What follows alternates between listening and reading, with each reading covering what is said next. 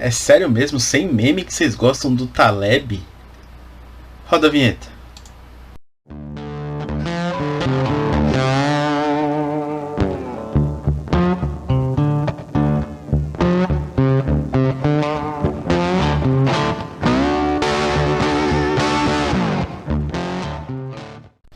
Pô, eu lembro assim, nos grupos do Facebook sobre Bitcoin e sobre libertarianismo, de vez em quando alguém comentava algum conceito do Taleb, eu olhava e falava, cara, mas isso aqui é meio óbvio, tá? Isso aqui é totalmente óbvio, isso aqui qualquer pessoa sabe disso, né? Não precisa alguém escrever um livro para você entender essa ideia. Né? Muito pelo contrário, você nasce já sabendo mais ou menos essa ideia. E tem uma galera que realmente, tipo, admira esse cara. Eu fico passado, de verdade. Eu olho e falo, poxa, o que vocês estão bebendo? Bom, ele. Mais um absurdo, né, pra lista de absurdos que ele tem dito ultimamente.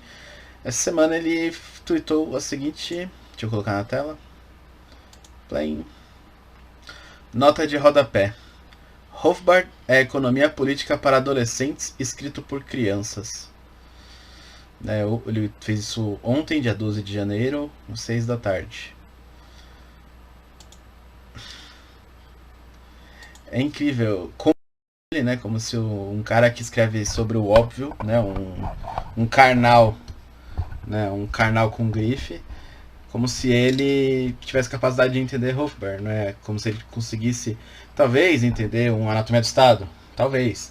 Agora, um Man Economy State, que eu participei da tradução, inclusive. Taleb, você não tem chance de entender um capítulo daquele livro. Você é muito medíocre. E bom, para mostrar essa mediocridade, eu vou comentar alguns absurdos que ele tem dito, né? Depois eu vou fazer um react do vídeo de um professor sobre o Black Paper do Taleb a respeito do Bitcoin. Então, apesar dele ter mudado de lado, antes ele defendia o Bitcoin, tanto que no prefácio do Padrão Bitcoin, na primeira edição, ele escreveu o prefácio, né? Depois ele mudou de ideia, ele passou a defender ideias absurdas de que Bitcoin não tem lastro, de que umas coisas meio bizonhas. Depois no vídeo eu vou comentar mais profundamente sobre isso. Esse vídeo aqui não é exatamente sobre isso. Mas ele também esses dias se posicionou a favor da vacinação obrigatória, tá? Então, para ele as estatísticas são muito simples. Se você tem 8 milhões, se você tem 8 bilhões de pessoas no mundo inteiro se vacinando, obviamente os efeitos adversos vão aparecer e isso não é motivo para pânico, né? Porque como está tudo isso sendo feito de uma vez só, vão aparecer. Né? Segundo ele é isso. Vai parecer que é mais alarmante do que realmente é, mas que não é motivo para pânico. E eu vejo que isso pode se encaixar também para a própria pandemia, né? Então, se as 8 bilhões de pessoas do mundo estavam sem imunidade nenhuma um ano e meio atrás, né? Porque não tinham pego ainda a doença e não tinham se vacinado. As mortes que aquele período causou não são motivo para pânico, certo? Porque era um primeiro impacto com a doença, são 8 bilhões de pessoas aí que poderiam ser infectadas. E com o tempo elas foram pegando a imunidade, se vacinando, outras formas de pegar a imunidade, e a taxa de mortalidade caiu, o que também é natural. Então, o mesmo raciocínio que ele aplica para defender as vacinas poderia ser aplicado de forma contrária, para defender que, bom, as pessoas foram adquirindo imunidade, então não precisa mais da vacina, né? Mas tudo bem, o Taleb é meio fraco das ideias. Agora eu vou mostrar, né? Eu anotei aqui as principais ideias do Taleb. A primeira é o antifrágil. A segunda é a lógica do cisne negro. O terceiro é iludidos pelo acaso. Aí eu anotei mais duas aqui, que é a regra da minoria. Essa pra mim faz sentido. E o efeito Lindy, tá? Que foi observado num restaurante chamado Lindy, por isso que levou esse nome. Tudo bem, vamos primeiro ao Antifrágil, né? Esse é o mais famoso, eu até tenho esse livro, um livro dessa grossura. É um livro gigantesco para falar que tem coisas que, quando atacadas, elas se tornam mais fortes. Então, muita gente usa essa analogia para o Bitcoin, dizendo que o Bitcoin seria antifrágil, seria o ativo antifrágil. Porque quanto mais se tenta atacar o Bitcoin, mais robusta a rede se torna, mais forte ele se torna. Pra mim isso é uma lógica meio Goku, sabe? Tipo, o Goku, no começo ali do Dragon Ball, o Goku é fraquinho. Assim, fraquinho em comparação ao próprio Goku depois, não em comparação ao resto da humanidade, porque ele não é um humano, ele é um Saiyajin. E ele vai enfrentando inimigos que vão tornando ele cada vez mais forte, porque ele precisa se superar pra superar esses inimigos, pra vencer. E ele vai se tornando muito, muito forte, até ser mais forte do universo, ser mais forte de todos os universos, no torneio dos universos. E assim, então não é algo que o Taleb inventou, tá? O Goku, o mangá é dos anos 80. Então, Taleb, você não inventou essa. E também não foi o Goku que inventou isso, isso é meio óbvio. Existem coisas que se tornam mais fortes. Né? Sabe aquele ditado que não te mata te fortalece? Então, também não foi o Taleb que inventou e também é muito anterior ao Goku. Então, não acho isso uma, nossa, puta revolucionário, puta ideia foda. Velho, é tipo, tá, é uma ideia que qualquer pessoa pode ter, não quer dizer nada, tá? Porque um ativo considerado antifrágil, qualquer coisa considerada antifrágil pode se tornar frágil em algum momento. Então, inclusive o Taleb defendia que o Bitcoin era antifrágil e agora defende que o Bitcoin é frágil com outros argumentos que eu vou falar depois em outro vídeo. A lógica do cisne negro, essa pra mim é a mais pataquada de todas. Que é, assim, se pode resumir em uma frase. Ausência de evidência não é evidência de ausência. Né? Segundo a historinha que ele conta ali pra demonstrar essa ideia, não haviam cisnes negros, né, na Europa, então acreditava-se que não existiam cisnes negros. E aí quando eles chegaram, acho que na Austrália, acho que era na Austrália, que bom, é outro continente, é extremamente distante, tem toda uma fauna própria, né, porque a Austrália é um continente bem afastado, então você tem ornitorrinco, canguru, tem animais que só existem na Austrália. Até a evolução humana lá é diferente, você tem os aborígenes, né? E lá na Austrália se encontrou alguns cisnes negros. Então, olha, até você não ver nenhum cisne negro, você acreditava que não existia. Mas em algum momento, o cisne negro apareceu. Nossa, sabe o que isso significa? Que você não pode afirmar o que você não sabe.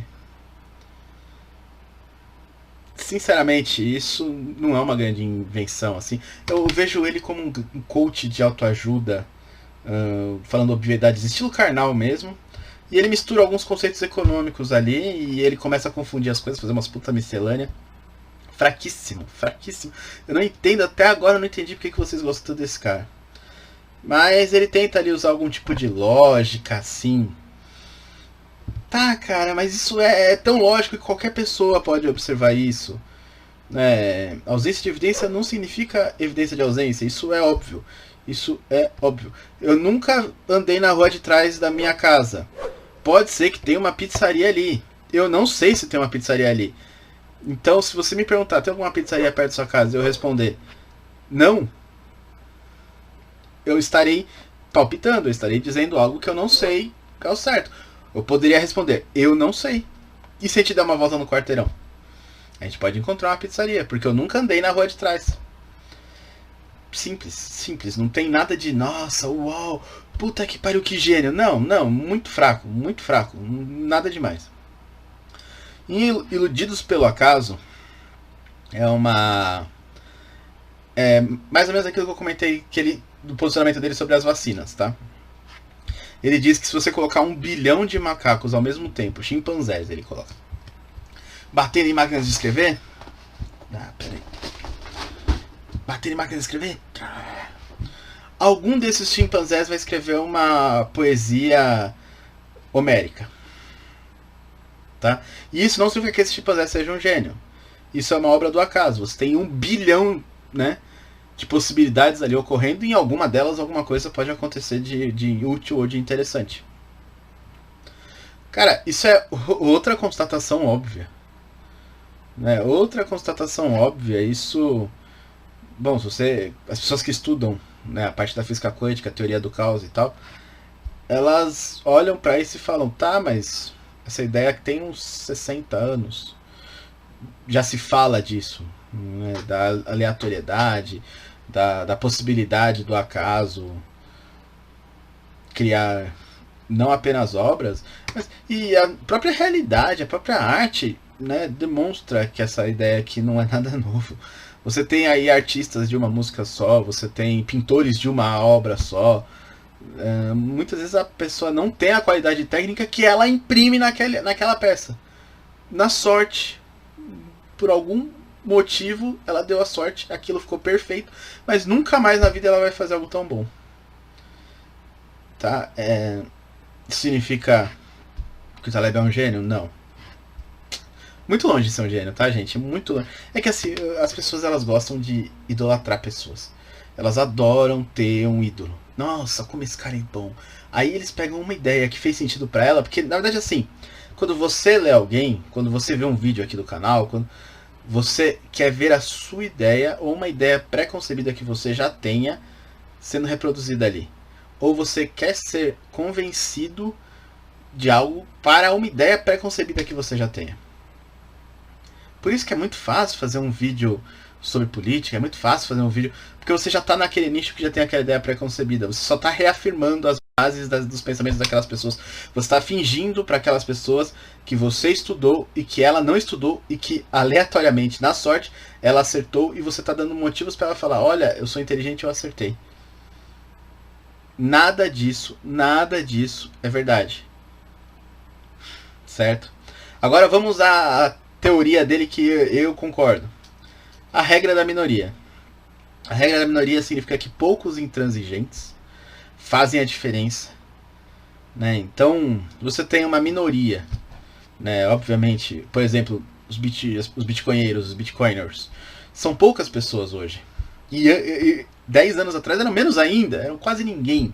Né? Você tinha ali. Não dava pra encher uma Kombi, dava pra encher um Ford K 98.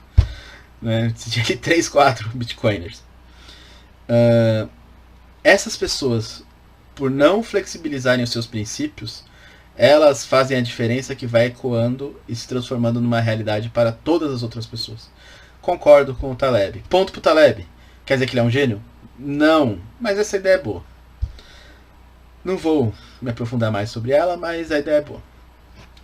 Outra ideia dele, que é o que ele chama de efeito Lindy, tá? Eram funcionários ali de Wall Street que todo dia iam tomar uma cerveja ali no Lindy. Cerveja ou café, não sei.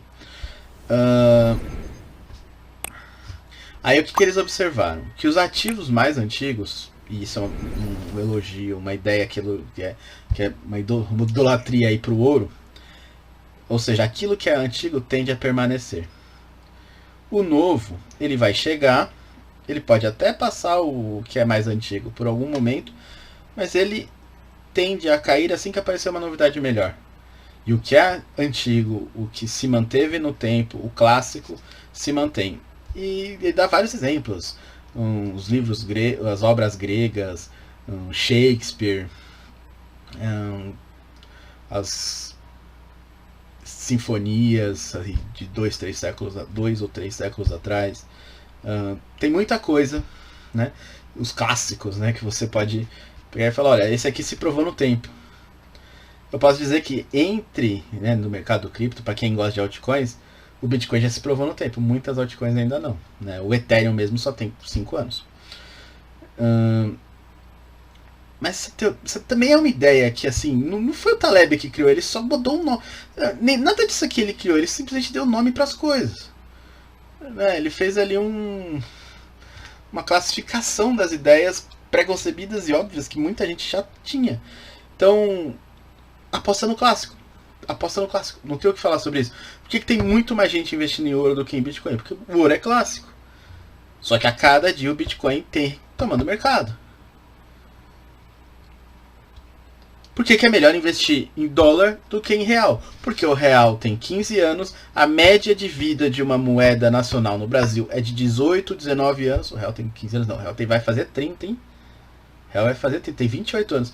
A média de vida é de menos de 30 anos, ou seja, o real já está respirando por aparelhos. Enquanto isso, o dólar, por pior que seja, por mais impresso que venha sendo emitido, por mais que esteja sendo inflacionado, o dólar está se provando aí há mais de 100 anos. Em compensação, ainda é interessante investir em moedas como o euro. Você pode investir em pesetas, que é a moeda da Espanha. Você pode investir em libra. Mas entre investir em libra, entre investir em peseta e investir em euro, por uma série de motivos você prefere investir em euro.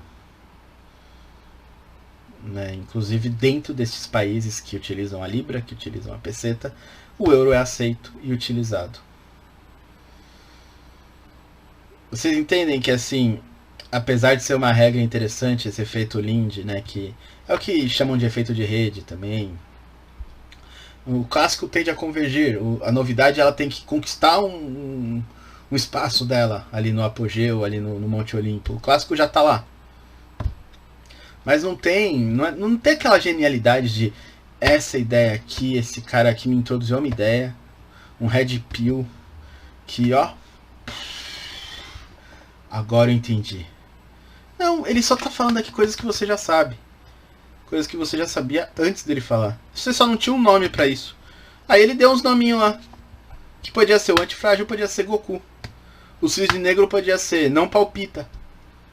Iludidos por acaso podia ser aleatoriedade, singularidade. A regra da minoria deveria ser rabugento, mas insistente. E o efeito Linde é aposte nos clássicos. Pronto, mudei o nome. Nossa, eu sou um gênio. Não, não sou um gênio por causa disso. São ideias que todo mundo tem. E o Taleb é fraquíssimo, fraquíssimo. Fraquíssimo. Sério, parem de idolatrar pessoas. Isso não é legal pra vocês. Não tem uma evolução. Né? Evoluam. Até peguem pessoas pra se basear. Leiam Man, Economy and State, do Hofbauer. E vejam se o aprofundamento dessas ideias aqui do Taleb se equipara a um capítulo daquele livro. Porque aquele livro é uma obra-prima. Infelizmente, 99% dos libertários brasileiros não leram mais do que o Anatomia do Estado. E chego a chutar que no mundo também a grande maioria não leu muito mais do que a Anatomia do Estado. Mas esse livro é excelente. Falar que foi escrito por uma criança para adolescentes. Porra, Taleb, para alguém que tem ideias tão rasas, você devia ficar quieto. Você não serve para engraxar o sapato do bisneto do Hofbauer. É isso, pessoal. Curtiu? Deixa o like, compartilha este vídeo.